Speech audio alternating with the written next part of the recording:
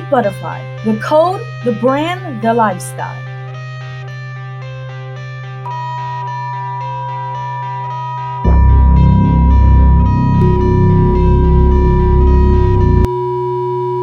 Greetings, it's the Chaos Being Cypher here with another share. Now in this chapter of Occult Reviews, we are going to be reviewing self-deification, one of the pillars of the left-hand path. Triton is set to 147, meaning our Triton is electromagnetically harmonized to the root, the crown, and the heart chakra. There will be frequencies for the root chakra, frequencies for the crown chakra, and a frequency for the heart chakra in the background while this video is being played. Enjoy the harmonizing, enjoy the empowerment. Now in this particular video, like I just mentioned, we will be investigating and we'll be diving deep into the occult, into the left-hand part of the occult to be exact. And we'll be investigating the pillars, the 3 pillars of the left-hand path, and that will be self-deification, shadow work, and ancestral veneration. But in this video, we're going to start off with self-deification. What is self-deification? When you hear self-deification, what do you think about? Now in the left-hand path, if you should really break it down in real definitive terms, the self-hand path, or the left-hand path, right, is technically a path of spiritual philosophy that emphasizes individualism, self-reliance. It challenges traditional religious beliefs and encourages, even kind of forces or kind of makes you learn an original perspective or an original way to interpret divinity, moving you away from the ways and the traditions and the literal perspectives that you might have been taught in the past, or you might have been taught while you were being raised in so-called society. The left-hand path is about breaking free from social and religious norms and finding your own truth. It's about taking control of your own destiny and realizing your full potential, not somebody else's potential, not comparing yourself to anything out there, but realizing that all of this power is coming from within you. It's about realizing that this is all yours. It's realizing that the energy is within. It's realizing that the all is all always, meaning that you are divinity right now. It's about becoming the entities that you serve in whichever religion that might be. It's about realizing in this present moment, if you can hear me right now, you are God. You are divinity. Whichever religious divinity that you might observe because of the culture that you might have been so-called born into, you are that right now, because God is all, and you can't be all without being everything always right now. Now let's get into Brother Panic. Let's hear what Brother Panic has to say on this particular topic of self-deification. Take this original class is still available there on Patreon, or you can take this little nugget with you called self-deification.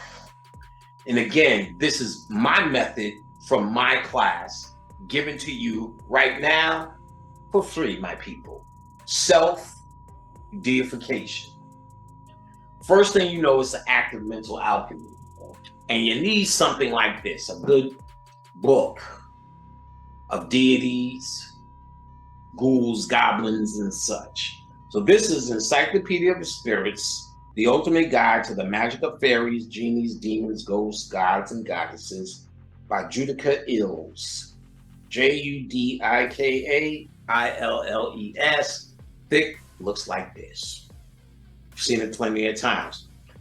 There's another book called Dictionary of Ancient Deities, which is also just as delicious for work like this. And this, of course, is self-deification. So in public school, And this is how I teach it in class. It's a shift of mental alchemy. The way you think about reading deities must shift so it will internalize instead of intellectualize what this is. First, in understanding, this is a list of deity in alphabetical order. Who they are, attributes, colors, anything that will be attributed to random deities all across the world. And as you can see from how thick this book is, there's way more deities than Ogun, Oshun, and the rest of these Obatalas and the same old riffraff that you niggas can't get past, like Nat Turner and the rest of these heroes that you told should be your hero. And if you say anything against them, you're the fucking sellout. See, nobody's fighting with Crispus Attucks, but he's the nigga who's supposed to die first in the Revolutionary War. But everyone wants to fight for Nat Turner. Nobody asks how come W.E. Du Bois and Frederick Douglass is standing on stage with all these crackers pontificating in a time where they was fucking skinning your ass and burning you with tar so they could sell your ass for a reasonable price. These niggas is on stage giving you the plight of the black man, unless they were put there. This is a grand performance. Your heroes, 9 times out of 10, are probably made up. Crispus Attucks got caught. See, if I say fuck Crispus Attucks, y'all don't remember him, it don't mean nothing. But he was set up to be the first nigga to die in the Revolutionary War, but they started saying that don't sound right. So he didn't get attached to like everybody else. You know what I'm saying? Sojourner Truth. You know, all the rest of these motherfuckers. People you told, and some may be valuable and worth it. But then again, it still should make you who you are. Self-deification is a way to do that. First, understand some of the basics. Deities, which are listed here, are nothing more than descriptions of energies that belong to the black man and black woman in their mind. So that's why this is a form of mental alchemy, to activate that which dwells or sleeps in you. Energies, psychological energies, psychic energies, and frequencies on being.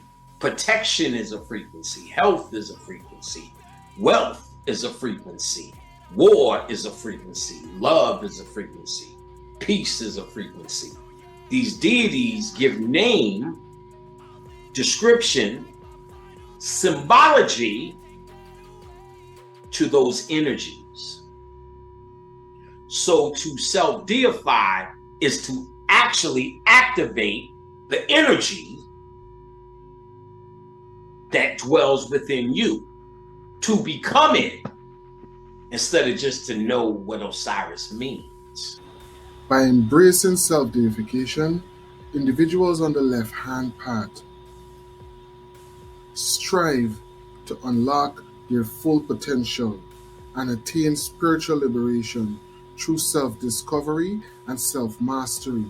They aim to transcend the limitations of the material world and become one with the divine. Not to say that you're looking to worship the divine or looking to give adoration to anything beyond which you understand to be you, even though it might exist in so-called beyond this physical ship that you are harnessed within your so-called consciousness. You have to understand that there's nothing greater than you. And we're not talking about the limited you. We're not talking about the body. We're not talking about the persona. We're not talking about the flesh. Because you exist beyond the seven band prison. You exist beyond the so-called flesh, or the so-called ship, or the so-called Temple of Solomon. Right? We exist beyond this. Oh, that's deep, because you go back to the book of Revelations. It speaks about this so-called beast, in which that comes from up out of the waters, and it has 7 heads. Well, this obviously is the same exact beast. Well, what happened is that when the Europeans took over to certain locations, what happened is that he perverted the teachings and made the Naga teachings forbidden to be taught. Because when a person became a true Naga or a true nigga, what happened is that they became God. The word Naga is actually equated to the word God. Well, it doesn't really matter, it's a black thing.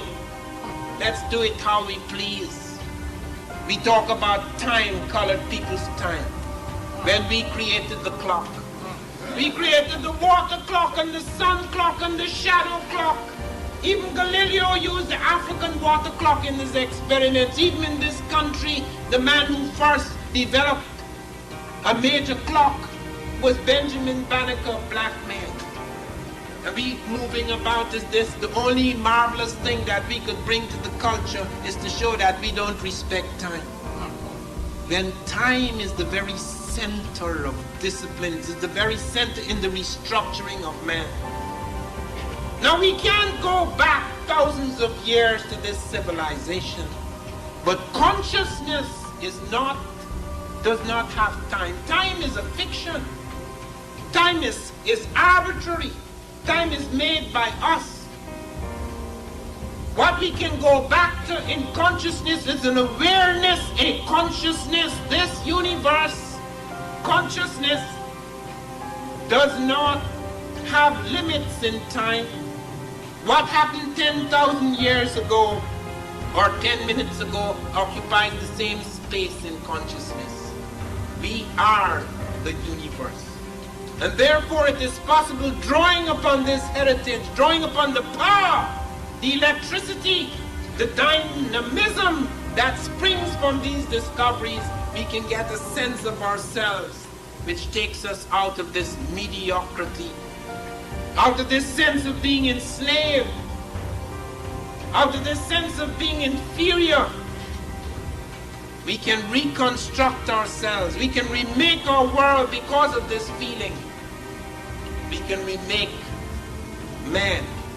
We can remake our children. We can remake the world in which we live.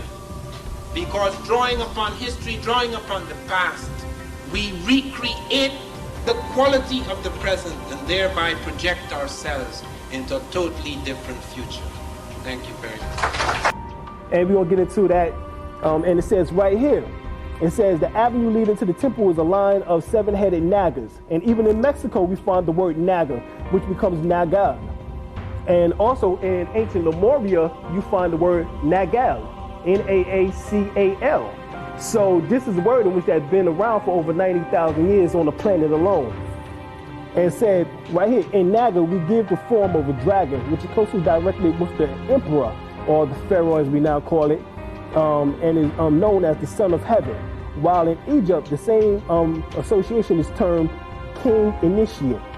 It says right here is that in China, it is said they have originated with the serpent demigods, and even to have spoke their language, Naga Krita.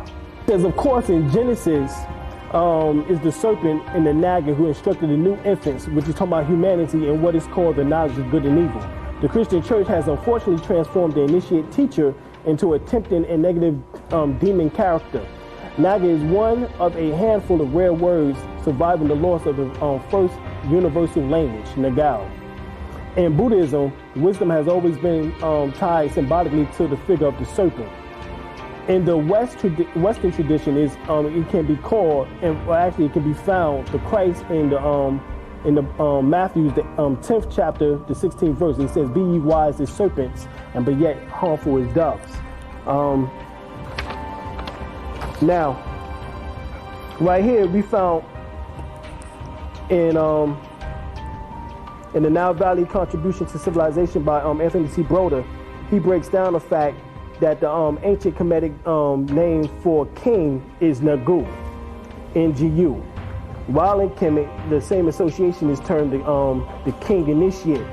When you go into the coffin text, which is one of the books in which actually is one of the texts in which that the Dead Sea Scrolls or the not the Dead Sea Scroll, but the Book of the Dead or coming forth by day and light.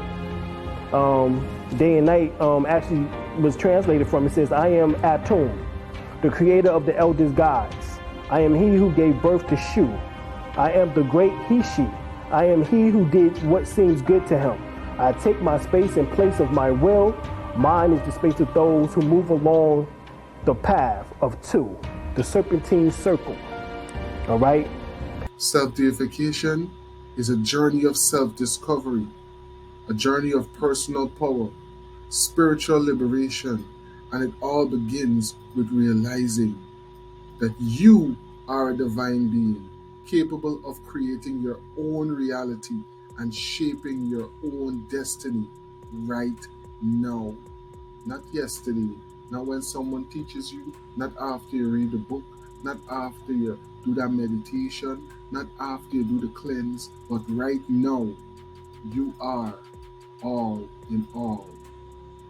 Or else, there is no all, because the all is all, always.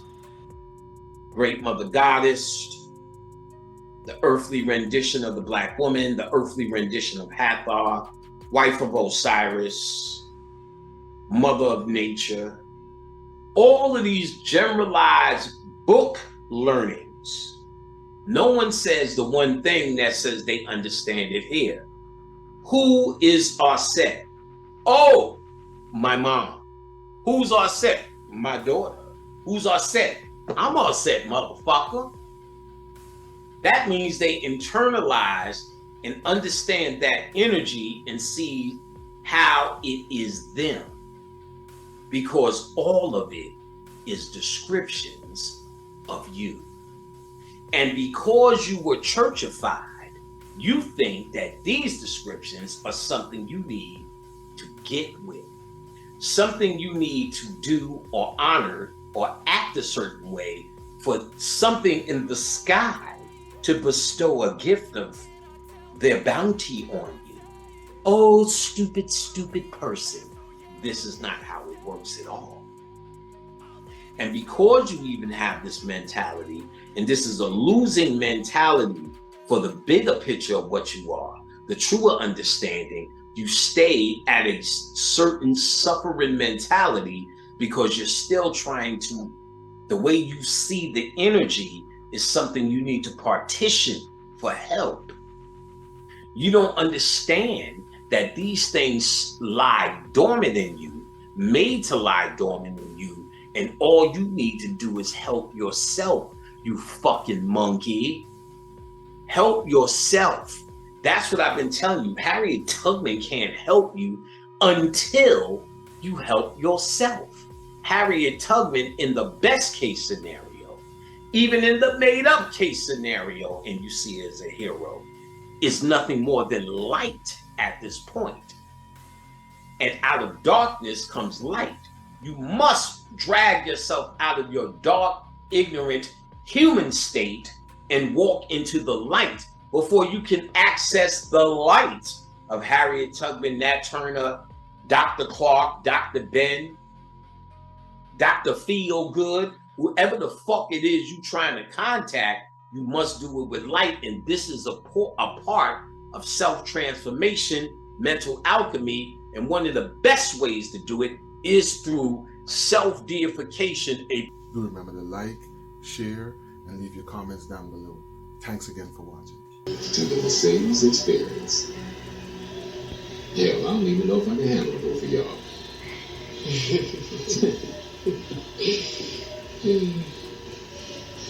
I haven't been able to stop thinking about it.